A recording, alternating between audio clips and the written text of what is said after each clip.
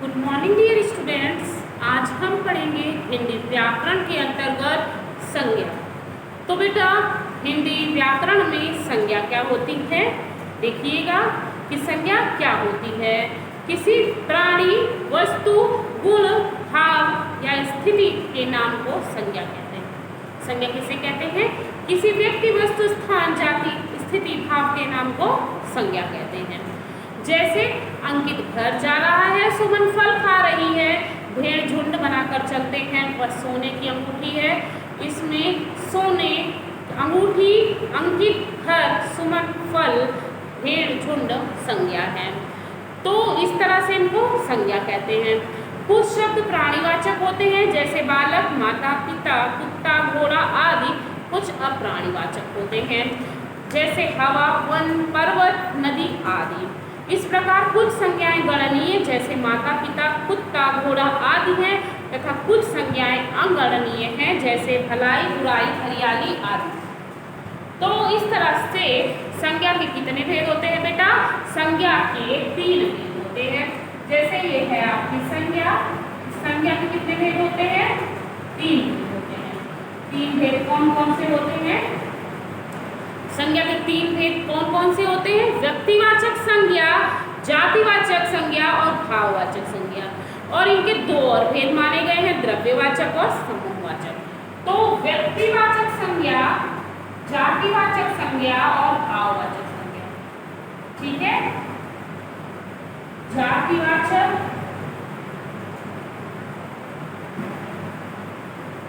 भाववाचक,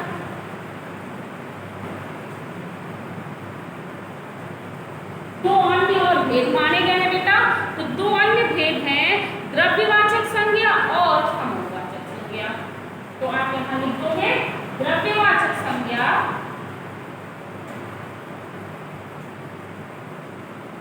और समूहवाचक संज्ञा। तो ये संज्ञा के मिलाकर 5 भेद होते हैं। तो संज्ञा के भेद हमने पढ़ा, फिर भेदों के बाद हम देखेंगे कि व्यक्तिवाचक संज्ञा क्या होती है।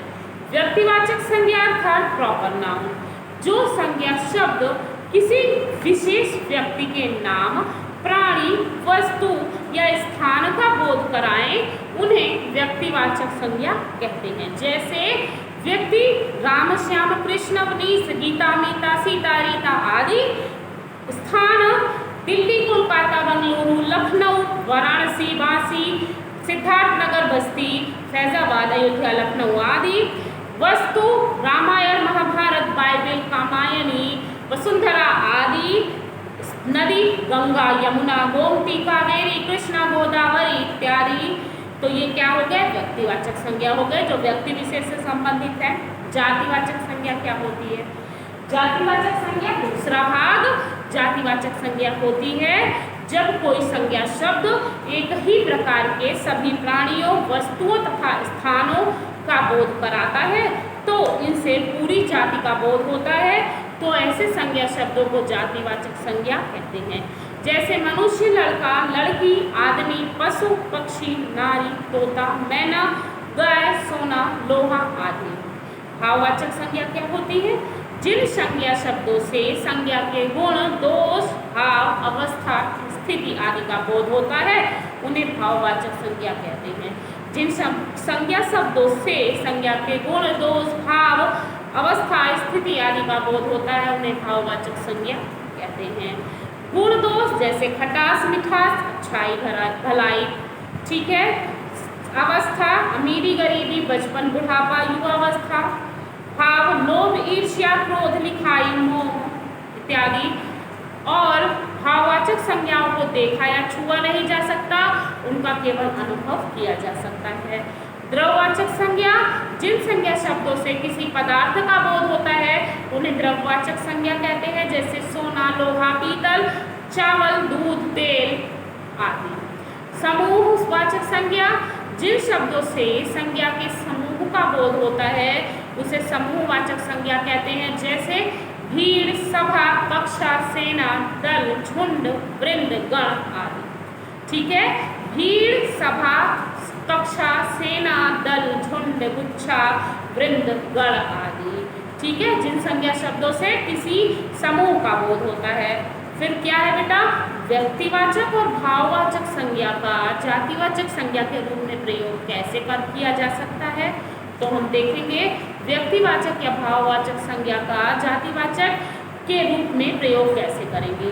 तो व्यक्तिवाचक और भाववाचक संज्ञाएं एक वचन में प्रयुक्त होती हैं, किंतु जब विशेष स्थितियों में आवश्यकताओं अथवा रूढ़ियों के कारण इन्हें एक व्यक्ति या भाव के लिए प्रयुक्त न करके व्यक्ति सामान्य या भाव के लिए प्रयुक्त किया जाता है, तो ये जातिवाचक संज्ञा बन जाती हैं।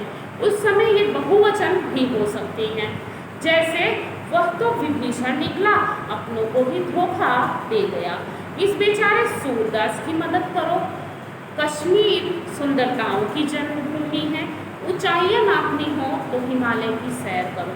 फिर है जातिवाचक संज्ञा का व्यक्तिवाचक संज्ञा के रूप में प्रयोग। कभी कभी कोई जातिवाचक संज्ञा जाति का बोध न कराकर व्यक्ति विशेष का बोध कराती है, ऐसे में वह व्यक्तिवाचक संज्ञा बन जाती है। जैसे नेताजी ने इस देश के लिए अपना बलिदान दे दिया, नेताजी अर्थात सुभाष चंद्र बोस। तो ये जातिवाचक संज्ञा व्यक्तिवाचक संज्ञा बन गई है। यह देश गांधी नेहरू का है, तो ये भी गांधी नेहरू जातिवाचक संज्ञा किसकी बन गई है, पंडित महात्मा गांधी और जवाहरलाल नेहरू।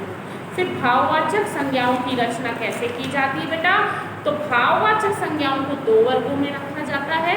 कुछ संज्ञाएं अपने मूल रूप से भाववाचक संज्ञा होती हैं, जैसे सुख, दुख, मान, अपमान आदि।